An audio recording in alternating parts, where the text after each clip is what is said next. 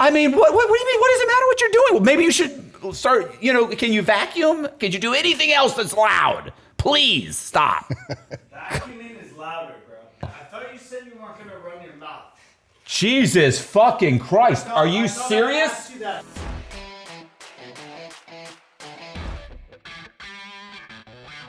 Hey, this is Matt Cox, and we're back with Dan Wise. We're going to do a podcast on Rdap, the residential drug treatment program. Rdap. So close. Residential drug abuse program. We'll go with that. Okay, jeez. Oh, wait a minute. Hold on. Wait a second. Oh, no. I'm back. Okay, so here's so actually this is so I actually wrote a book about Rdap.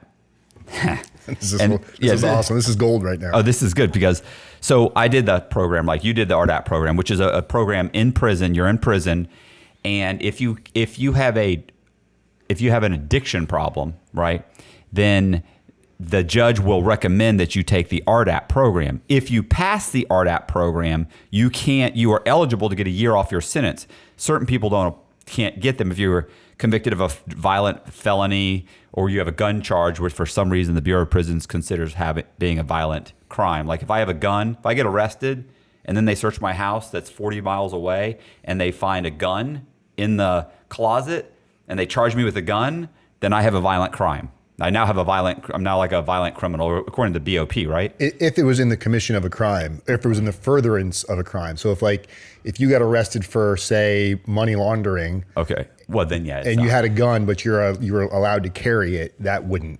Right. But if you were selling drugs. And they found a gun in the parameters of Oh, really? area. Oh, so see, I knew guys that got charged with a gun. They got charged with a gun because they found it like in their house, and they said, "Oh, you had a gun in commission of your crime." Probably because they were also had drugs or money or something. Right. There was like a drug. They were arrested for drugs, but they didn't have a gun on them. Right. They found the gun 30 miles away in their house. Right. Yeah. That would be considered a violent. Well, then it's not a violent crime. It's because the gun enhances. You get the 2-level enhancement for the gun. It's furtherance of a crime in a drug crime. Right. So now you can't take the program. Well, you can take the program. You can't get the time year off. Right. Yeah. So anyway, when I was in county, all the guys before I saw the PSI person, the probation officer, they said to me, "Hey," everybody was like, "Look, bro, if you say that you were addicted to opiates or something," and I was like, "Yeah, but there's no history of that. Nobody's going to believe that. Like I've never done opiates," and they were like, "Yeah, it doesn't matter, bro. It doesn't matter. Like if you just say it, then they'll recommend it. The probation officer will put it in the report, and then the judge will recommend you take Rdap. If you take Rdap, you get a year off." So I took the program. I actually took it twice. And so I was eligible. And while I was in the program, you actually did the program before I did. We were in Coleman at the same time, but we didn't know each other. I actually wrote a book called The Program. So yeah, it's I'm gonna give you the book because, bro, if you read this, everybody that's read this that did the program, it just dies laughing. They're like, because I do this whole thing like it's basically like a cult. It was had a cult atmosphere because you're walking around scared all the time, and everybody's watching you. All the other participants are watching you, and this is hilarious. Is there anything you haven't written a book on, Matt? Oh, listen, my whole prison experience is really well documented. It really is. It really is. And look, in here, I talk about being like, the prologue starts with me being in the morning meeting, and everybody starts chanting, listen, "I'm committed to my treatment for the betterment of my life through the morning creed, through community as a method. Humbly, I present myself." And I go on, and I remember how the first time I heard that, like 150 guys chanting that, it sent. What was that? 150 guys? About 100 guys in there, right? Yeah, a lot of guys. Right, a lot of guys in the big TV room.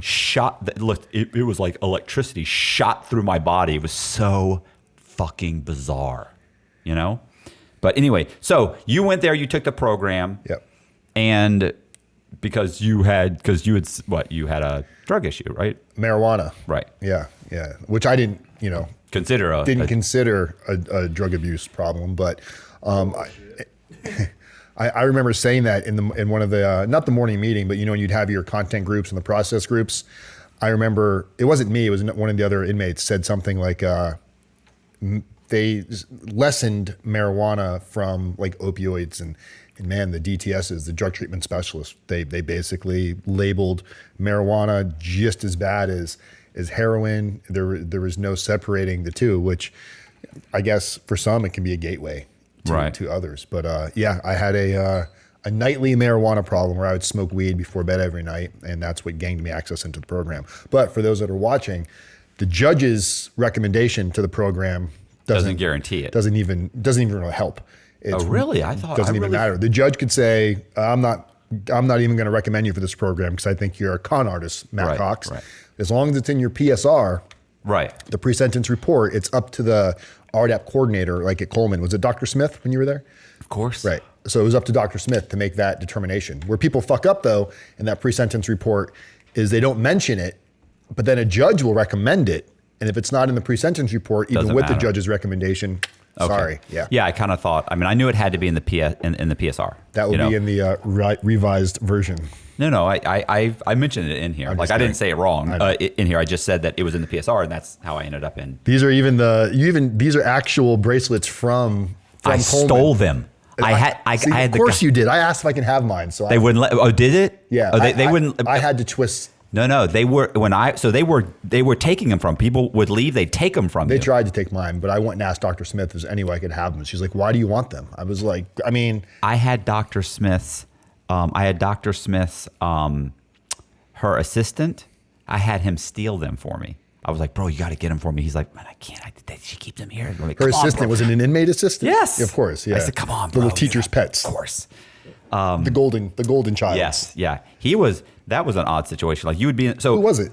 Tamayo. Were you there when Tamayo was there? Nick. Is it Nick? I don't know. He's Hispanic. Nice guy. Yeah, nice guy. He was there when I was there. Super nice guy. Yeah. So anyway, the program. So basically, real quick. So you go to the program. You're taken out of. So if Coleman's made up of, let's say, what 16 units. 12 units. 12 units. Well, yes. With A, B, and C. No, it's A1, A2, A3, A4. Right, but it's A, B, and C with 4 units to each one. No, those are houses. So you got the housing buildings, and each one has a unit in it. So there's 4 units. So you've got 12 units total. So what happens is they take you out of the unit and they stick you in one unit, which is C2, and that's the Rdap unit. So you've got like 100 guys in that one unit. What are you doing? Me? Yes. Fuck all. Please stop. Please. Bro, I was cleaning the floor. The fucking. I mean, what do you mean? What does it matter what you're doing? Well, maybe you should start. Can you vacuum? Can you do anything else that's loud? Please stop. Vacuuming is louder, bro. Oh my God, bro. Okay. All right. So anyway, So here's what's happening. Fuck all. So basically, they stick you all in a unit, and they have everybody go through the morning. You go to the morning meeting, right? And then after, was it what, an hour, 2 hours? It's like an hour and a half, 2 hours, yeah. So you go, and that's humiliating. It's a horrible experience. And then after the morning meeting, they break you up in different groups. And you have to take content groups. You have to take different classes. Yep. And then it goes on till what, 2 o'clock, 3 o'clock? No, 11. At Coleman, it goes on till 11 o'clock. No, but then you come back. You have to come back after chat. You have to come back and do. Unless they changed it. When I was there, you'd go to your morning meeting from like 7 to 9. Right. And then from your morning meeting, you'd go to your content group, which would run until about lunch. Right. And then you'd come back and the day was over. They'd have like some. No, they always had different committees. Yeah, but they weren't things you had to do. It wasn't like, it was more of like, you're talking about like the 101 groups and like, yeah. But then you had the 1 day a week, you had the process group. Right. That was the rough one. So there's no escaping that. No, it was and then of course you have books and then you have homework. Yep. So every night you have homework. And the homework, it's like everybody would say, well, homework's not hard.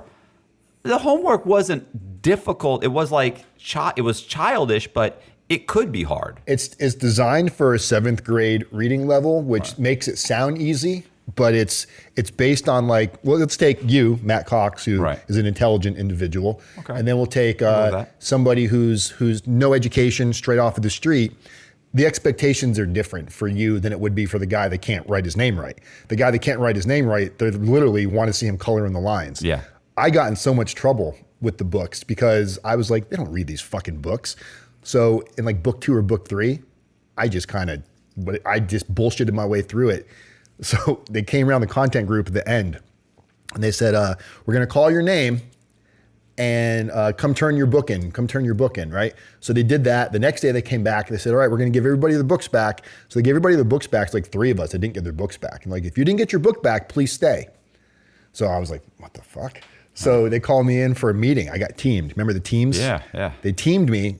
And I remember Dr. Smith hands me the book. She's like, Mr. Wise. Oh my God. I had Dr. Smith was there, Miss Neesmith, Miss Anderson, Mr. Herrera. No, what was his name? Was it Herrera? I'm thinking there was okay. Anyway, yeah. Hernandez. Like, And she's like, why do you think you're being teamed today? And Miss Neesmith was my DTS, right, which she always looked out for me. She wouldn't lie for me. She just made it clear, she liked like, you. I got your back if you don't fucking lie. Right. So Dr. Smith said, and she hated most people. She hated she was bipolar. She had her yeah. favorites, and then she had people that they could do no right. So they rushed us through this book at the last part of it because something happened where the unit was shut down for several days. So we had to like finish a week's worth of work in like one day. So I almost made the excuse of the reason why my book work was less than was we had to rush, which would have been an excuse. And Miss Neesmith says, remember, choose your answer wisely. Right. And I said, I didn't think anybody was going to look at it. Right. I didn't really put any effort into it. And Miss Anderson hated me. She wanted me gone from the get. And Dr. Smith was like, that's about the only answer that would be acceptable. And I was like, oh my God. Yeah. I almost got kicked out of that class so many fucking times, bro. And what happens is, what you have to understand is that brings back fucking goosebumps. Right, the fear factor is overwhelming because Dr. Smith has the right to knock a year off your sentence. So it's like, so people are like, well, what's the big deal? It's just a program. No, I have to pass the program. I get a year off my sentence. Yeah. I could get an extra 6 months to a year of halfway house. So I might get 6 months halfway house and a year off my sentence. That's 18 months off of my sentence. And I got 11 months halfway house. Right. Oh my God. Yeah. So some people 2 years, bro. Some people would get a year. I got more time off my sentence than I actually served in prison. Nice. And if you think of the visual aspect of Rdap, so yes, you can get a year off when you graduate, but they technically take the year off out of the gate. Yeah. It shows your release date changes. So you basically get in there. Yeah. So it's like thinking about that being taken away. If anybody's ever watched any of those like Survivor or any of those game shows, it's one thing to play for $100,000. Playing for a year of your life. I compare it to Survivor in here. I compare it to Survivor. Because it's exactly like that. Right. And we had names for everybody. We had archers, we had gladiators, we had stealth people because everybody Sleeper agents. I think you got a raccoon in the house. Sleeper agent. Yeah. What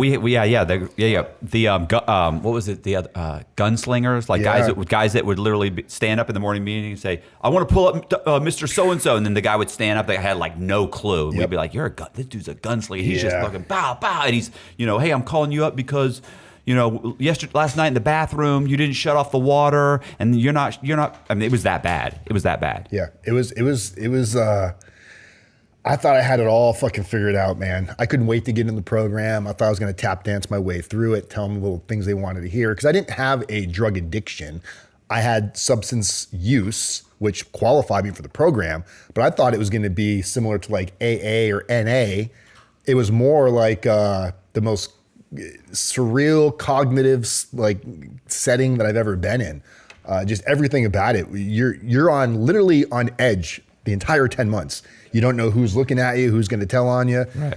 Other inmates like Sean would come over and be like, "Oh man, look at Dr. Smith's ass." And I'd be like, "Oh, high risk, high risk." I would just vacate the area because somebody hears that conversation and sees you part of it. And then they pull you up in the morning meeting and say, "So you were in the chow hall the other day, and you and one of your friends that's not in Rdap, I heard you guys were talking about Dr. Smith's ass." And boom, you're done. It's like people are.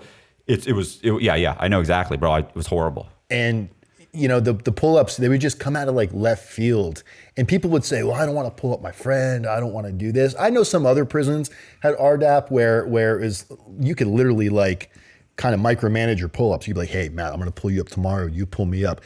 At Coleman, if you got caught doing that, Yeah. It was worse than some of the worst things you could possibly do. I remember 2 guys, they were in chow hall, and somebody cut the line, got some extra chicken, and I remember the dude in front of me saw it and didn't say anything. So when the hands went up the next day, I raised my hand because I'm like, this is an easy pull up. He's going to get pulled up for pulling chicken, no big deal. Right. So I raised my hand. Somebody else had raised their hand, and they pulled him up for the chicken, for stealing the extra chicken, no big deal. But then they called on me, and I'm like, fuck, I still want to hit somebody. So I stood up, and the guy that was in front of me that saw it and didn't raise his hand, I was like, Mr. So-and-so, I noticed that you mentioned it to me yesterday, he stole the chicken. I'm just curious, how come you weren't going to hold him accountable today? Right. So I pulled him up for not holding him accountable. Yeah. And he got in more trouble than the guy stealing the chicken because he was also a phase 3 member. Ridiculous. Yeah, and those are the kind of things that, like, the games that you play in art. Now, I mean, I call it games, but it really does train you to pick and choose the type of situations you put yourself in coming out of there. Because high risk situations are real in the real world. Yeah, it's, my God, bro, it was so bad. It was so bad. So I was actually in there when people understand, like, there's 100 guys, they stand up there and they go through the whole different phases of the morning meeting. They would pull it, like we said, we pull each other up. I was in there one time when this guy who was locked up for tax evasion, he got like 3 years for tax evasion. Like, he's like, I don't know, 58, 59 years old, maybe 60, but late 50s. It's like a CEO. Like, he's completely oblivious to the people that he's surrounded by. As soon as he self-surrendered, he immediately went into Rdap. So he's never even really experienced prison. He never went to county jail. He doesn't really know. So, and he's got tons of money. So he's having money put on other people's books and, that sort of thing. So he stands up, and there's a gang member that's like a crypt or a blood from Hawaii, who's a massive guy. The guy's like 6'3". He had already been to trial twice in the state for murder in Hawaii and beat both cases. Then the feds picked him up on a charge, on a drug conspiracy, and that's how he ended up in prison. So he's trying to get the year off and get out. But this is a dangerous guy. Right. So the CEO stands up. And he's like, I'd like to pull up Mr. So, whatever his name was, Mr. So-and-so, Mr. Crypt or whatever. He's like, and the guy stands up. He's like, I saw you standing, or he says, I saw you smoking K2 in the bathroom. And this is the second time you smoked K2. And so the guy actually kind of steps out of the row. So he actually has better access to the guy. Right. Like, he actually typically would just stand up and stand there, right? But somebody had mentioned a few weeks earlier, like, hey, if you don't have a good view or whatever, you really need to step outside the road. So he does. And the guy's sitting there, and he's like, so, he said, here's what the issue is, and blah, blah, blah. He says all that. And then he says, the damaging consequences of your actions are, and the other guy says, the Crip guy says, he said, I'll give you the damaging consequences. And he runs at him and swings at him. He catches him in the arm, swings at him again. Like, this guy dodges, like, people are jumping up. People are trying. This guy hits another guy. I don't know where he hit him, in the neck or the shoulder. I forget where. Like, the one guy that he did actually make a connection with, the CEO, he said, I couldn't move my arm the next day. He said, for like 2 days, he said, my arm was killing me. This was a big guy. They dragged him away. We all had to go. This guy literally attacked him in the morning meeting. That was like a first. Like, Dr. Smith came in a couple days later, was like, listen, that was a first. I'm assuming he was removed. Mr. Crypt did not make it through Rdap. Make the cut. Well, that's the thing with Coleman, though, with the low, is people get complacent, especially in Rdap. You start to forget you're in prison. Right. Because pull-ups are accepted and it's expected, but you still got to know your audience and know your surroundings. And Mr. CEO. Well, how many times have somebody afterwards, like, sometimes that won't happen there. Like, mostly, if the guy really wants to do something, he'd let him pull him up, and then he'd go catch him in the bathroom and beat his ass. Or guys with, like, I knew a guy that literally, this other guy knew he was paying a bookie. He was betting, losing, and paying a bookie, and this guy was going to pull him up. He goes to him the day before he hears he's going to pull him up. Everybody knows, like, oh, so-and-so's going to pull up so-and-so, and then it might get back to you. He actually goes the day before and tells him, I'll beat you to fucking death.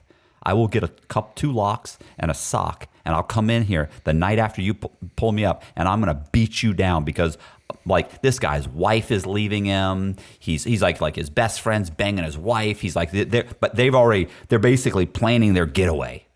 I have to get out of here. You get me an extra year, I lose my wife, my kids, everything. I have to be out of here. I'll beat you to death. This guy was about to graduate. He was graduating like a week. Right. And as soon as he graduated, he immediately, like, he's like a month away from being in a halfway house.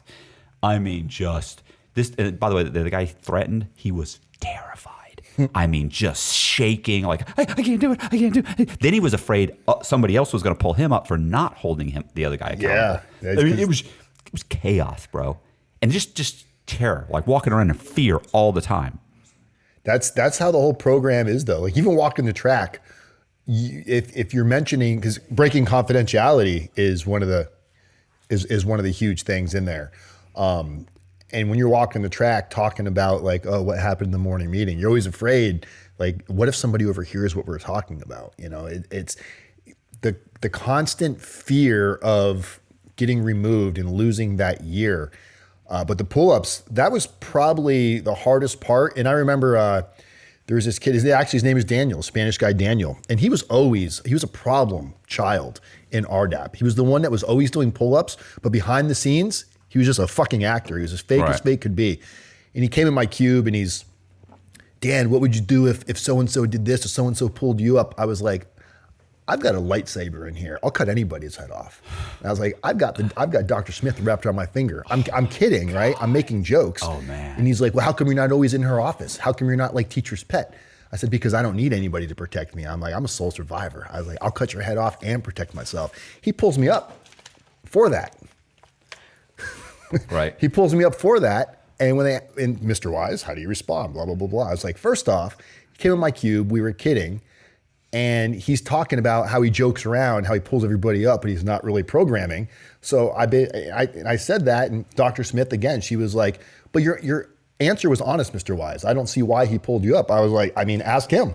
And the pull-up turned around, and he got in trouble. And now, once you get put on a spotlight in there, once you get hit for one thing, People start coming for you. Yeah. I got labeled as a manipulator in there out the gate, which is, they weren't wrong. Like, I am a manipulator. That's my God-given gift that I've had to use for goodness instead of, evil.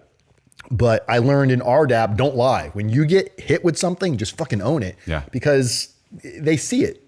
There's been a million people just like me that have gone through the program that thought they had it all figured out, that thought they had all the answers, that thought they could wiggle through it. And they all get caught in the end. They've seen a million Dans and a million Matts come through that program. So that's what I took from the program, is just be me. Yeah. And Dr. Smith would immediately categorize you. Like I remember I walked into her office by the second or third time I actually went into her office. She immediately knew my personality. I mean, she knew everything about me. And it was way more than what was in the PSI. Like, they'll read the PSI, but then she had a whole other thing. She's like, so what happened? So this is how you felt growing up. So this is so you had this many siblings. So which one was the superstar? Which one was this? So you were obviously this one. I mean, she's just categorizing. What just happened? Light went off. Huh? You turned off the lights. I didn't turn on the light. Yeah, you unplugged something. You unplugged it.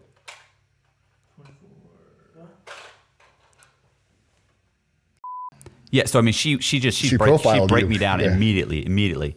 The other thing I was going to say, remember you were talking about the booklets, the books. The book. Yep. So remember you said they caught you on that one thing. So Neesmith, I went through it twice, right? So Neesmith, one time I had Neesmith, and I was so, I could care less if I passed it. I could see Neesmith having a problem with you. Now here's the thing: she did have a problem with me the first day. You know what happened? The first day she was saying, so why, what was it? Why, what did she ask me? Like, why? I wish I could open up the book because you understand, I took notes the whole time because I knew I was going to write I have all my books still. Oh, I have them too. Lights off. What's going on? Dude, I don't know what's going on with this outlet. It keeps breaking. The outlet's breaking. Tripping the breaker. It did it at my house. Remember, I had to run the extension cord. So let's just not play with it. Let's not be near it then. Okay. So she said something to me like, I forget what it was. It was like why are you, why do you have a criminal mindset?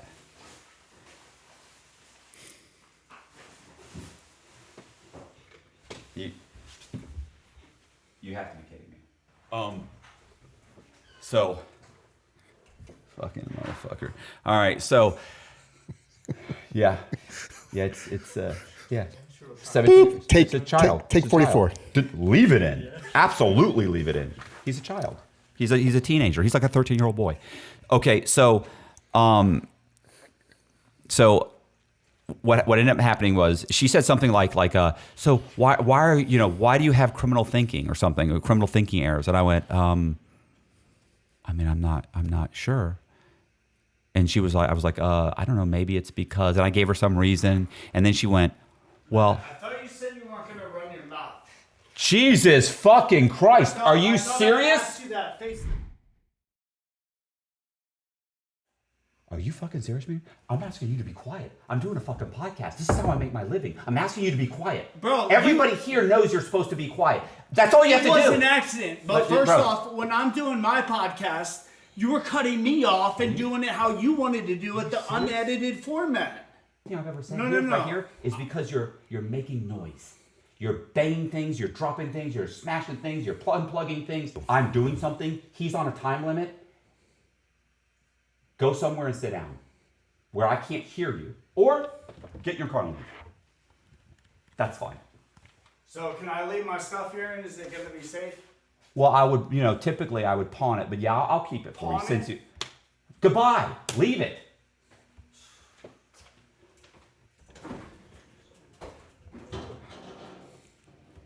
Yeah. I got to pee. Should we take a quick break? I mean, we can take a quick break. Yeah, let me pee real quick. Okay, so wherever we were, like I think we were at.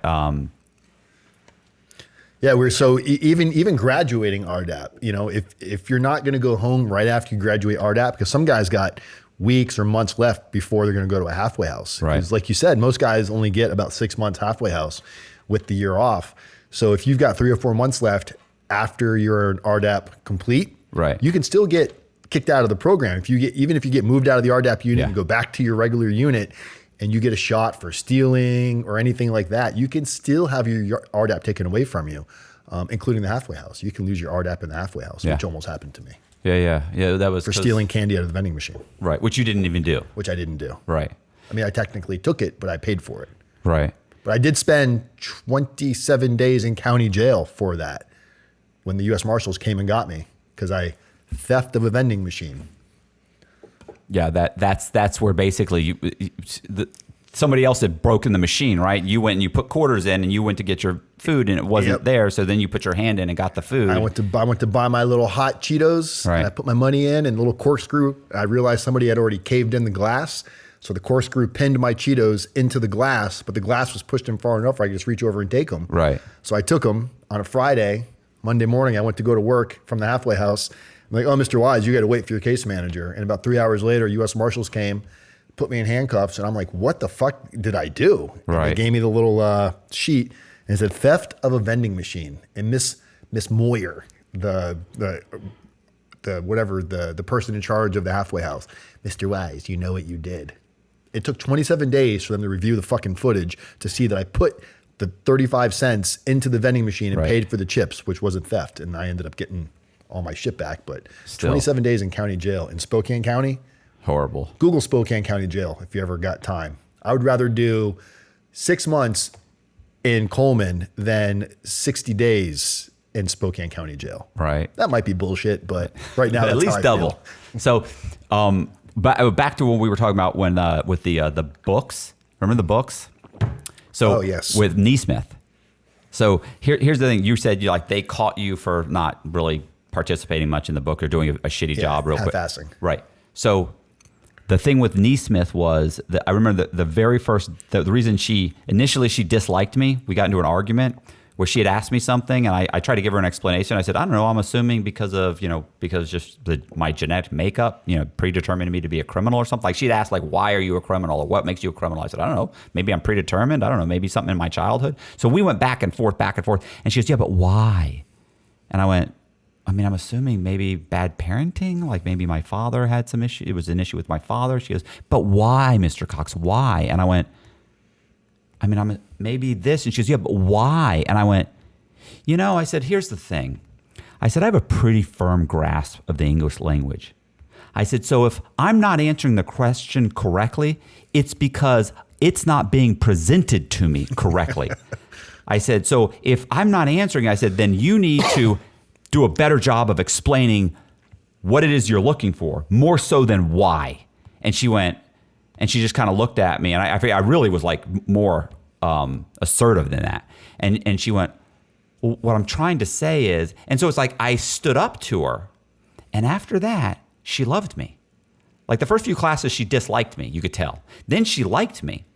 So when I would go to turn in my books, I was turning in gibberish.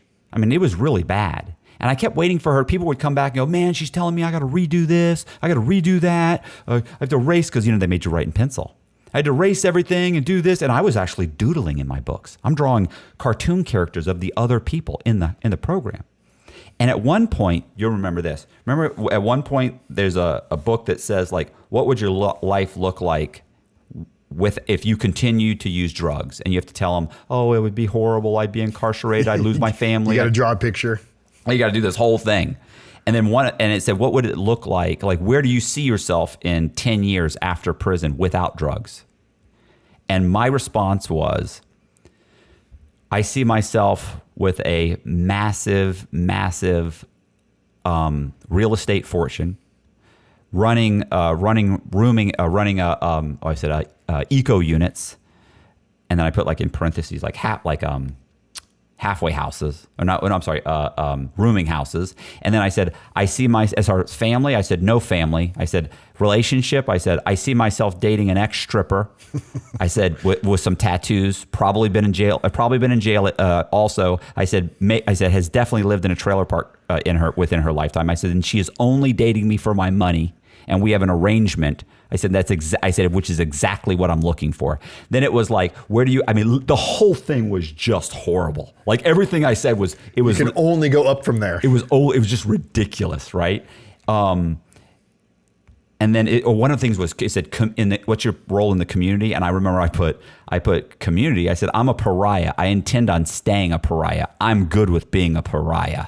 I mean, like, it was ridiculous, right? Like no DTS was going to read that and be okay with it. When they called me, I'm waiting for them to call me.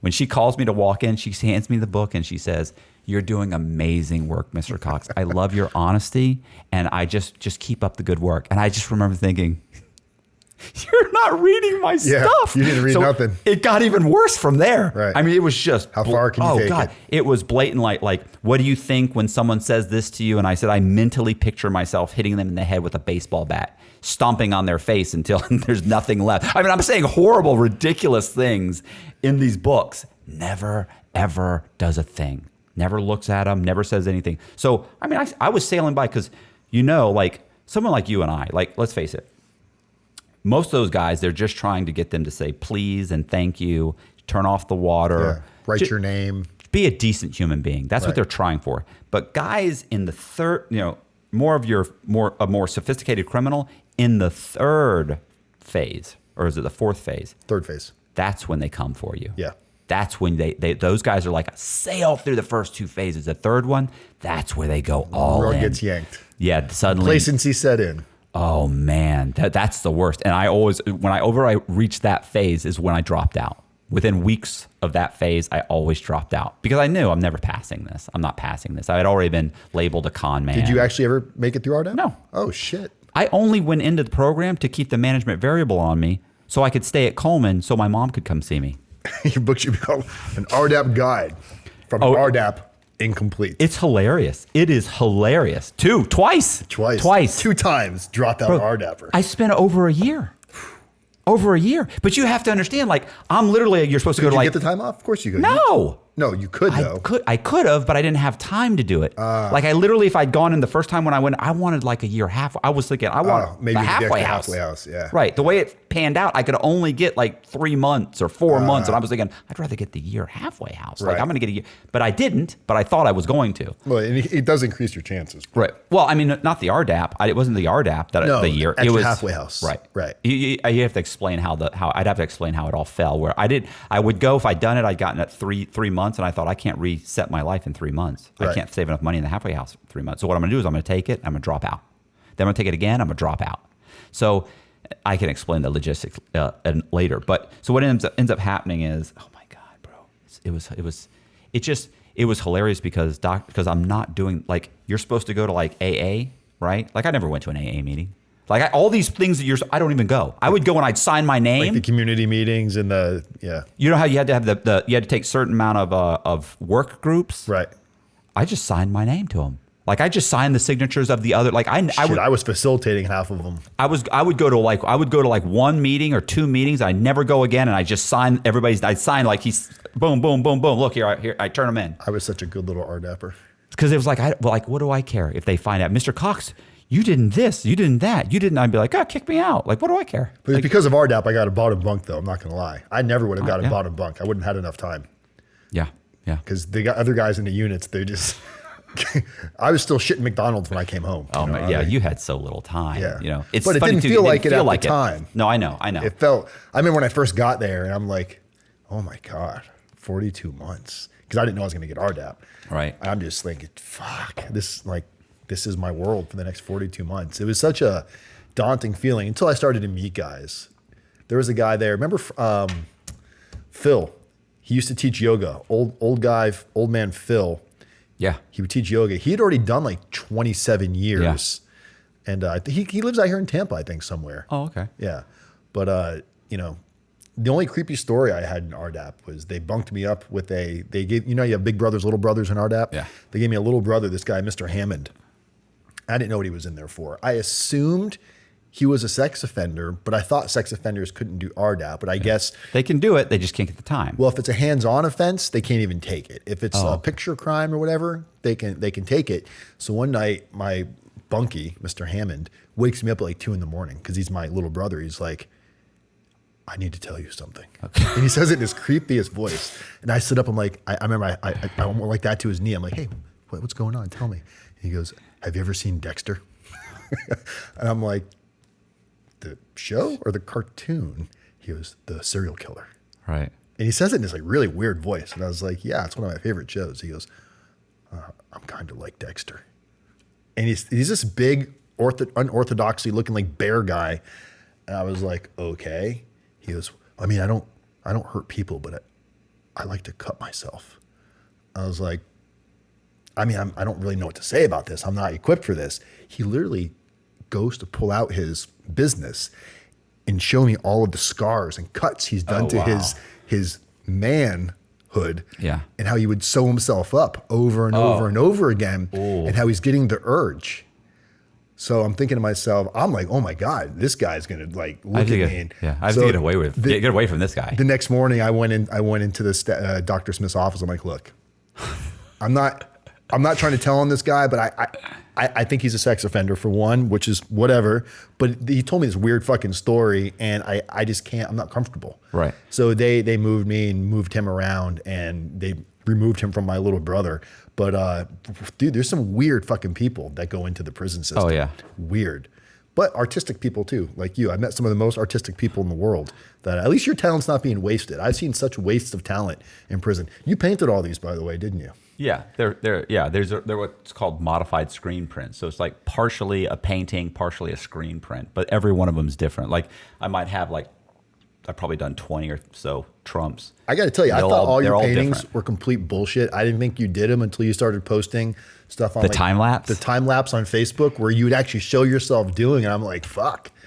Yeah, I don't know what you charge for these, but I would charge a lot, because I imagine even if you're redoing one over and over again, it's not like it's done in 10 minutes. These things take probably hours. No, they do. They definitely. And these go for like $295 a piece, and I'll ship them to you for that. And then the other ones the bigger paintings I do are around $1,000 a piece. So Matt, where can people get these paintings? Stop. Anyway, they emailed me.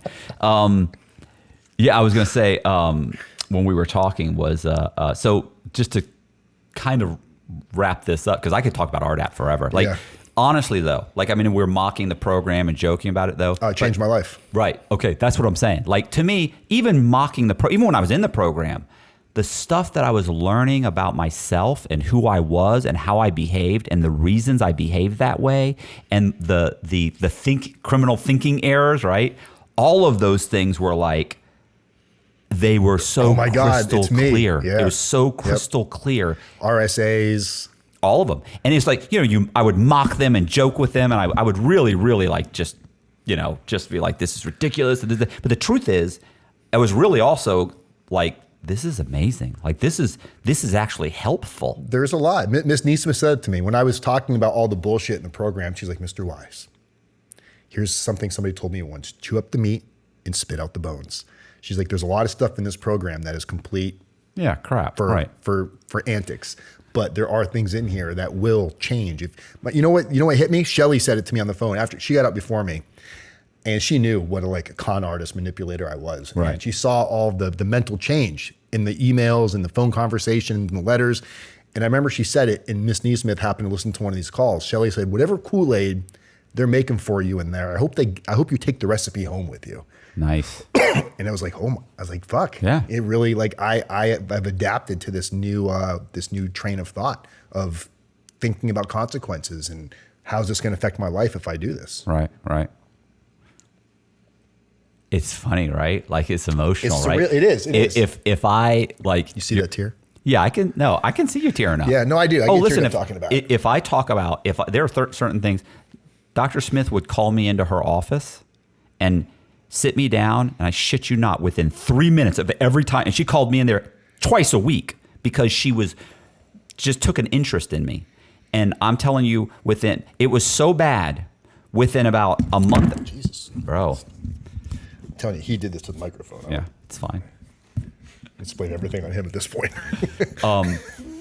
Is it still good? Yeah. Okay. So I'm telling you, within about a month or so of her calling me into her office, I cried so much in that office when she called my name, Mr. Cox, to the doctor's office. I love how she referred to herself in the third person. She'd go, Mr. Cox, to Dr. Smith's office. Like, Yeah. You're Dr. Smith. Like, what are you doing? She said, to the doctor's office. And as I was walking towards the office, like Pavlov's dog, right? I literally would start to well up in tears, knowing when I'm in there, she's gonna make me. She's gonna It start was so talking. comfortable in there. Oh yeah, she's comfortable. I She had felt a fucking bonsai tree. bro. It doesn't matter. I felt like the room was shrinking in on me, and literally, she would immediately. My dad, my son, my mother, my ex-wife, it's like, how do you know that there's only maybe 5 things you can talk to me about where I'll tear up immediately? This chick had a list. And she just kept going through them and then she would make me write stuff there, and then she'd say, you got to go back to your cell and write. And I go, I can't do it, Dr. Smith, I can't. And she'd go, you're going to do it, or you know what, Mr. Cox, you'll come in here and you'll do it. No, I'll do it in my room. I'll do it. Like, I was desperate every time I walked in there. I want to get out. All I could think about was, what do I need to say to her to let me leave this room? I mean, I've never been like that. Like, I'm not a person that is adverse to conflict or I'm okay with arguing. I'm good at arguing. But that chick, she was so smart and so just. She felt genuine when she did it. It didn't feel like. But it was manipulative. You know it was. She's a doctor. She's a psychologist. I mean, I don't think she can help but do it. But I do feel like she had genuine intent. You do understand that the person I feel horrible for every time I would leave that office was her husband. Like, this is a man who's never won an argument. You couldn't win an argument with her. She could twist anything you said, anything I said. She would. Do you think her name is really Dr. Smith? I don't. No, you don't? No. Come on, look. I think it's probably Dr. Smith. I've tried to find her. Really? Oh, okay. Not her. I mean, yes, Yeah. her. But I've looked up all the DTSs. I can't find any of them. Are you serious? I couldn't find Neesmith. I don't think any of them use their real last names. No, Neesmith is Really? Yeah. Okay. Yeah. Went to I've like a guy who knows a guy who went to her Facebook or Instagram, the whole thing. It sounds like a famous prison story. I know a guy who knew a guy who got 35. Who they dropped his sentence to only 35%. Yeah, right. I actually know. Inmate.com. I actually saw it. I believe. I'm just kidding. Yeah. I know a guy who's a sovereign citizen who actually walked out of prison. How many times you've heard that? The sovereign citizens guys? The ghost man or shell of a man or whatever the fuck it's called. Okay, so we can do the other one. Let's Sure. wrap this up. Yeah, Okay. you want to wrap it up? Wrap it up. Because bro, I'll talk for an hour about this. I could talk for an hour just about Dr. Smith. Like, I thought she was a chick that when I saw her, she was a 6, but when she started talking, she jumped to like an 8.5. Like she was. And then on Fridays when she wears the tight jeans. Oh my God. Yeah. She hits almost a 10. Yeah. Yeah. She was, Well, she's in prison. She's an 11, but yeah. You can't even look at her. You feel like you're going to get a shot. Right. Like, I mean, Reckless eyeballing. I was super intimidated by her. Ugh. You know, so like you don't meet a lot of chicks that are just that smart and clever and sexy, and it's ridiculous. Other guys had pictures of like Jennifer Aniston and stuff in the locker. I just had mental pictures of Dr. mental Smith. images of Dr. Neesmith. No, just kidding. Okay, so let's wrap it up. All right. So this was we're doing this. All right. So this was a interview. If you like the interview, do me a favor and hit the subscribe button, hit the bell so that you get notified. Share the video, go to the comments and leave a comment, and I respond to probably like 80 or 90% of the comments, you know. How come there's no mention of like, go check out Rdap Dan's channel? How come it's like, I've got no plugs this entire time? Well, you sort of did, but that's probably not going to work out. So the other thing is Rdap Dan, Rdap Dan's channel. What is it? Rdap Dan. It's Rdap Dan? Rdap Dan. Man, he was all in, bro. That? Yeah, go to Rdap Dan, and what we're going to do also is we'll put if Colby will remember, we'll put the link to his YouTube channel in the description. And I think, is that good enough or what? That will work for this one. Do you have any books or paintings you want to? What have you been doing? Paintings. What have you been doing with your life? Like, exactly. All right. Okay, so that's it, and I appreciate it, and see ya.